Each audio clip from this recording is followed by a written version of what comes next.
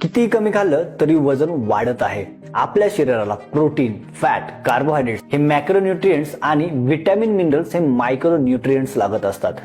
वजन कमी करण्यासाठी कमी जेवण केल्याने वजन कमी होणार नाहीये, तर बॅलन्स न्यूट्रिशन खाल्ल्यामुळे तुमचं वजन कमी होणार आहे। एखाद्या व्यक्तीला 1500 कॅलरीज दिवसभरामध्ये लागत आहे आणि तो 3 टाइम जेवण करत आहे आणि त्यानंतर त्याने वजन कमी करण्यासाठी 1 टाइमचं जेवण बंद केलं आणि 1500 कॅलरीज तो 2 मील मधून खात असेल तर त्याचं वजन कमी होणार नाहीये।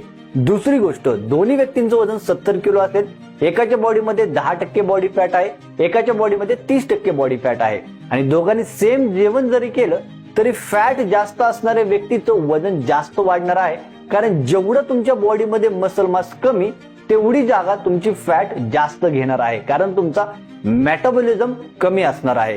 कारण 1 kilo muscle mass extra 100 calories burn करत असतं।